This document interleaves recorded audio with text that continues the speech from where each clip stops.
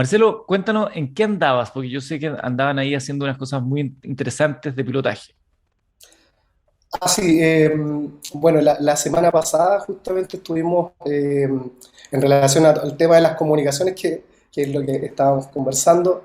Estuvimos en un pilotaje de tecnologías de ciberseguridad, pero lo hicimos en un ambiente real, con una red operacional desplegada, una red inalámbrica que se desplegó en este caso utilizamos la infraestructura de la Escuela Mina Planta de la Universidad Adolfo Ibáñez, que nos facilitaron su infraestructura de oficina.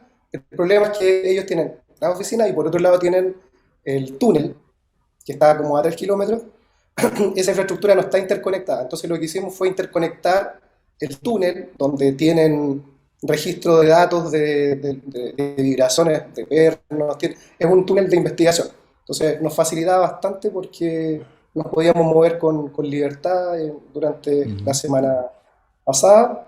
Y ahí lo que hicimos fue desplegar esta red y posteriormente probar, en este caso, tres tecnologías relacionadas a ciberseguridad, motivados por el hecho de que esto va en aumento. O sea, como tú comentabas, el tema de la digitalización, el tema de la tecnología se nos viene fuerte, y en este marco de la industria 4.0, donde convergen, o sea, digamos, el núcleo de esto es que juntas el Internet con las redes que antes no estaban en Internet, estaban aisladas. Entonces, eso trae consigo muchos beneficios, el tema de la digitalización, ¿cierto? Analítica de los datos, que lo saca hacia las nubes. El problema es que trae también algunos riesgos, y esos tienen que ver con la ciberseguridad.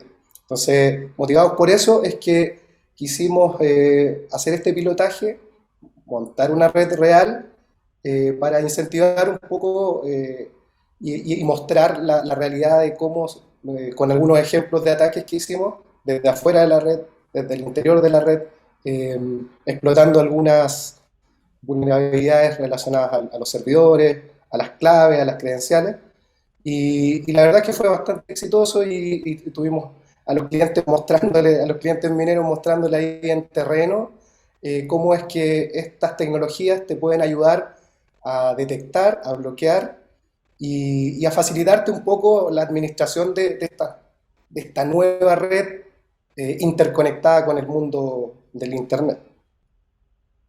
Comentábamos antes de entrar al aire que muchas veces las compañías, las organizaciones no toman real peso al riesgo hasta que les ocurre y logramos avanzar en esa conversación antes de entrar al aire, insisto, con lo que había sucedido en Estados Unidos el año, este año, ¿no? Fue a mediados de Este este año, año sí. cuando una empresa de un oleoducto recibió un ataque por parte de unos hackers llamados DarkSide, que están radicados en Rusia, pero no se desconoce, les cobraron un rescate de cerca de 5 millones de dólares, pero mientras tanto la población quedó afectada por el no suministro y ahí hubo una prueba concreta de cuán complejo puede llegar a ser esto, que está en la vida real y no solo en las películas.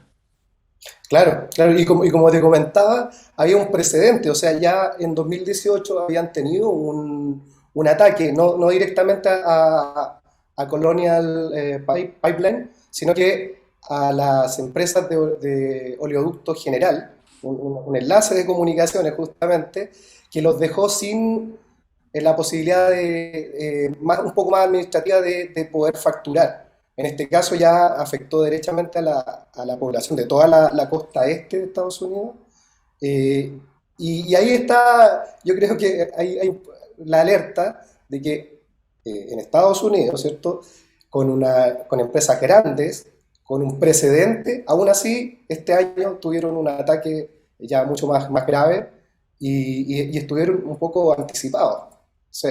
Acá esa era la motivación, poder generar un poco montar algo real, pilotearla y mostrar lo que va pasando, y cómo es que tomar las precauciones en términos de ciberseguridad te puede ayudar a tener a bloquear este tipo de ataques o a prevenirlos, ¿ya? Nosotros, no solamente estuvo la semana de pilotaje donde pudimos mostrar las capacidades de estas tecnologías, sino que esperamos dentro del corto plazo poder ya mostrar la información, los datos obtenidos en concreto y difundirlos con todas las entidades, principalmente relacionadas a minería, pero lo vamos a poner a disposición Mm. para que lo tengan. Acá alguien me pregunta si podemos explicar bien lo que es el ransomware, por favor.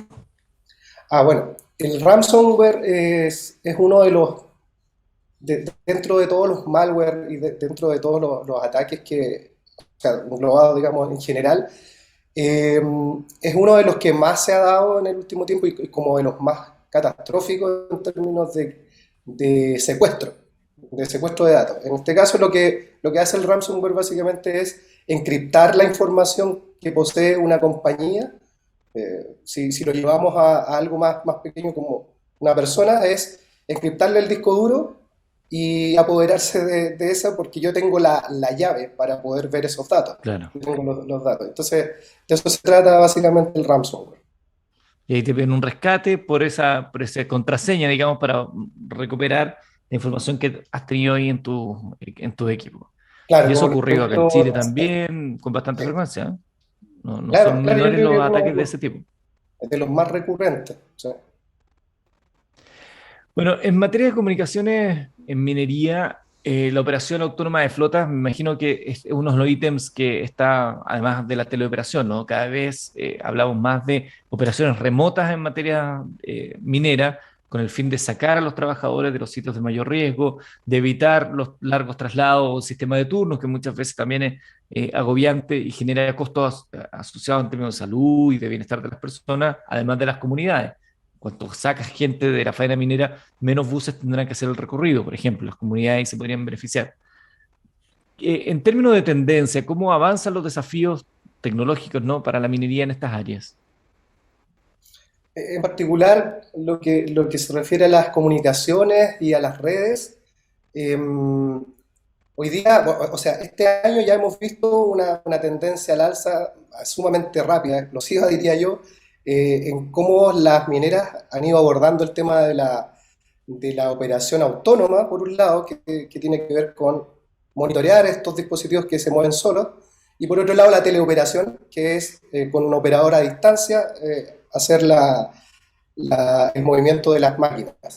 Eso este año fue bastante rápido, ya los proyectos se han ido concretando de manera incremental en todas las mineras y en ese sentido nos encontramos con que los desafíos de comunicaciones hoy en día son un poco más grandes que lo que eran hace un tiempo, cuando se requerían redes para sacar datos y monitorear. ¿Ya? Poder monitorear principalmente. Para eso se ocupaban las redes hace un tiempo. Hoy en día necesitas estas redes para teleoperación, por lo tanto, tú necesitas que sean mucho más resilientes, primero que todo, vale decir que sean robustas cuando el clima acá en Chile, que es duro, en alta montaña, donde están las mineras, principalmente Collahuasi, Los Bronces, Teniente en subterránea, y otras que están en el desierto, tú necesitas que esos nodos que dan comunicación sean robustos en el sentido de que estén permanentemente comunicando, porque tu camión, el camión autónomo necesita estar permanentemente conectado con los servidores Claro. y el flujo de datos debe ser permanente. Si ocurre una interrupción considerable en términos de segundos, incluso de milisegundos, se interrumpe y se para el vehículo. Entonces imagínate una flota que se está moviendo habitualmente con la producción, una detención de esa significa un retraso que es una se desencadena, ¿cierto?, en el retraso global de la flota, porque bloquea el camino. Por el lado de la teleoperación, de la operación autónoma de las perforadoras, lo mismo. Hay que echar a andar de nuevo el motor, y eso también va generando retraso en la producción.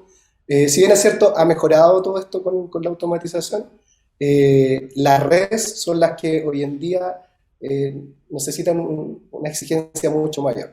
Y, y ahí está el desafío de poder darle las características de robustez que antes no tenían, porque antes se miraban como nodos que sacaban datos. Hoy día son parte de la operación. Entonces hay una mirada operacional, otra mirada tecnológica y otra mirada de la geografía en general, yo creo que es relevante acá en Chile. Cuando hablas, estamos conversando con Marcelo Santander, jefe de tecnología de 360, cuando hablas de redes más robustas, porque lo quiero llevar a un ejemplo así concreto, si uno piensa que hay que hacer una pandereta, pero necesitamos que la pandereta sea más robusta, bueno, le metemos más cemento, son más gruesas, hacemos unas bases más profundas. En materia de redes de comunicación, ¿de qué hablamos cuando hablamos de redes más robustas? Ahí yo diría que tiene que ver más con la disponibilidad de los nodos de comunicación y ahí no es necesariamente la tecnología. Si bien es cierto, hoy día las mineras están ocupando nueva tecnología, el LTE, ¿cierto? El Wi-Fi 4 y 5, se nos viene el Wi-Fi 6 ya, que tiene mejor performance, y por el lado de las móviles se viene el 5G, ya que yo creo que va a revolucionar ahí en ese sentido. Pero cuando hablo de robustas me refiero a que estos nodos ya no pueden permitirse no estar disponibles por mediodía, por horas, porque justamente afectan una zona de la mina, una zona del túnel, y te va a afectar la producción.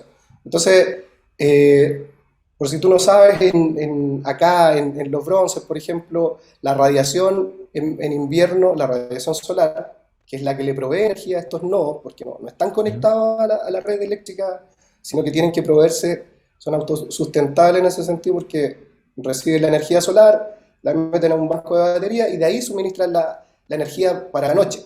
Pero tienen tiempos de carga en invierno de 2 horas, de 3 horas, en el peor de los casos. Y a eso si tú le Mm. sumas una nevazón, donde se te tapan los paneles solares, entonces ya es considerable el tiempo que podría estar fuera ese nodo. ¿Ya? Entonces te puede afectar una gran zona y ahí a eso me refiero con que tienen que ser robustos, tienen que permitir tener el servicio en el aire, digamos, todo el tiempo. Si no, el banco, hay un grupo generador que da energía, ¿cierto? Y eso tiene que ser considerado dentro de todos estos diseños que se hacen a futuro. Hace algún tiempo cuando uno hablaba de esto, en general las personas que estaban en la industria decían, bueno, estamos a la espera del 5G, la normativa, la implementación, porque 5G puede ser el gran salto exponencial en materia de latencia, de cobertura, etcétera, etcétera. Hoy día el 5G para los usuarios finales todavía no está del todo presente, en la industria ya hay experiencia, pero ¿cuál es el horizonte posterior al 5G? ¿Ya se está hablando de algo de aquello o todavía el 5G está en un proceso de crecimiento, de robustecerse a sí mismo?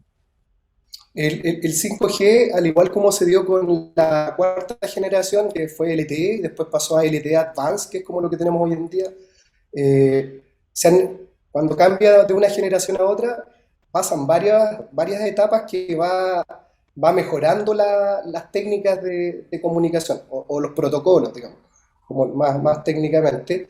Y en 5G va a pasar lo mismo.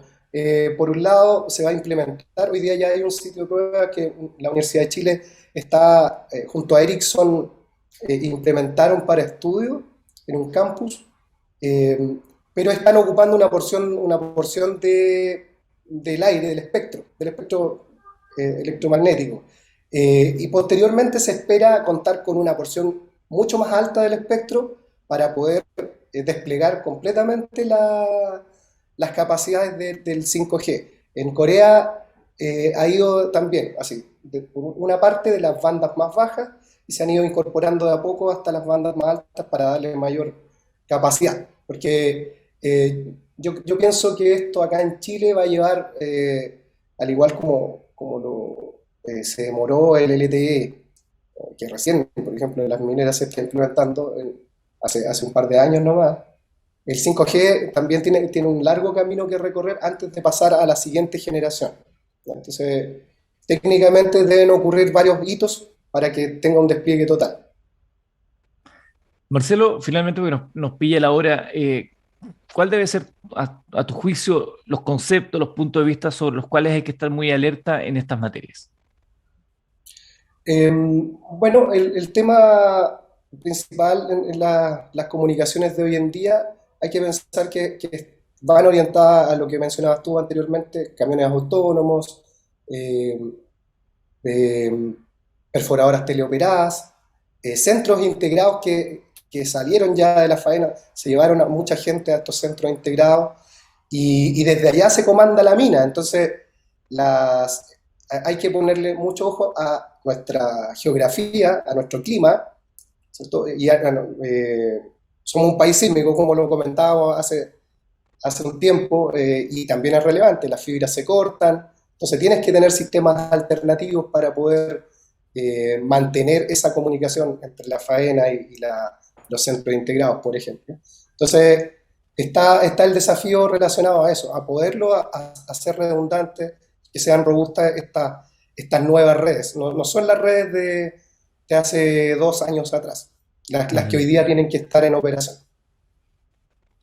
Marcelo Santander es Chief Technology Officer de 360, conversando con nosotros. Cada cierto tiempo viene, nos ilumina ahí con estas tendencias, puntos de vista de la tecnología vinculada, tecnología de las comunicaciones, vinculada también al mundo de la minería, que es lo que nos encanta hablar martes y jueves acá en Minería del Mañana. Muchas gracias, Marcelo, que tengas un excelente día.